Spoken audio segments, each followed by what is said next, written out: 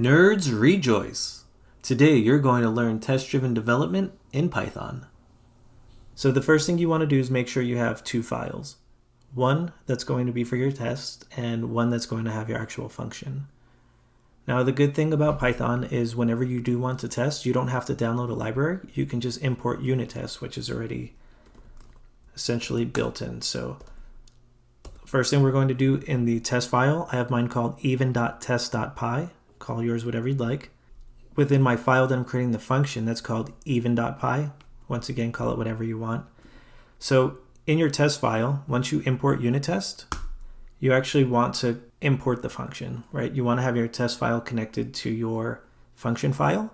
So you're going to do from file name, mine's called even. Then I'm going to import. And now, right now you're like, wait, what are we importing? We don't have anything, and that's right. So on my function file, we're going to create the function.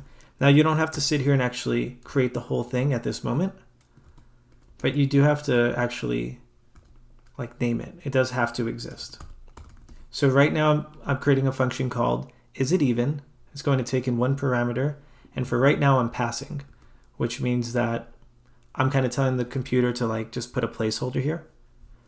And in my test folder, now I'm going to import the function. And then we said from even, which is the file name, import the function.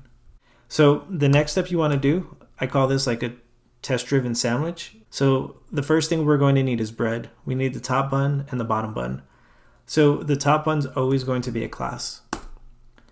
And it's good practice to call it your function. So isItEven, and then test case, capital T, capital C.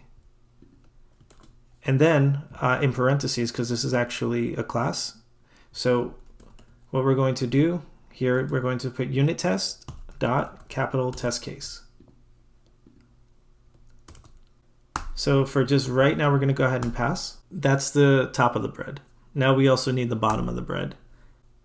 This is going to be if name.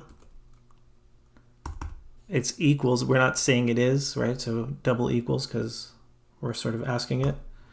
And then here we're going to do single quotes, double underscore, and then main. Now since it is an if statement, put the colons. And now it's going to be unittest.main. We're almost done here. So what we did was we imported Unittest. We're saying from where are we getting the function. We are using a class. That's our function name, test case. And then it's within the parameters, it's getting unittest.testCase. And then the bottom of the bread, it's just the if statement for name equals main, but they're both dunders.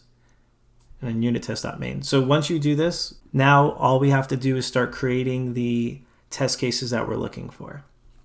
So since it's a class, we're pretty much creating methods within the class. So first thing you do is define it. Start it off with test, which is good practice. And for what I'm going to create, my isItEven, right? As you could tell, I want to know if a number's even that I'm feeding it. So my first case I'm going to do is test return even. And then once again, we're working with classes, so the parameter is self. Then we have to call it self dot. Okay, so now there's different assert functions that you can use. For this demonstration, I'm just going to do the most common one, at least the one I most commonly use, but then I'm also going to give you a link to the full menu option. So what I'm going to use is called assert equal, and it is camel case, so the E is capital. And what I'm looking for, right, first thing I'm going to do is call my function, isItEven, and I want to test out the number 4, and what I want to get back is the word even. This is pretty much it. So now I'm going to do another one because I want to do more than one test. So now I'm going to do test return odd. Same setup.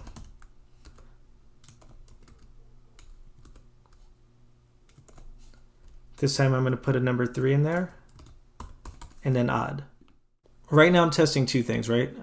I want to put in a number, see if it's even. I want to put in another number, see if it's odd. Usually it's good practice to try to make sure it works. So for example, let's say we do another one. So test return I'm going to put false odd. This is just what I'm choosing to name it. You can name it whatever you'd like. But for this, what I'm going to do is put in number 3, which we all know is odd. But this time I'm going to put even.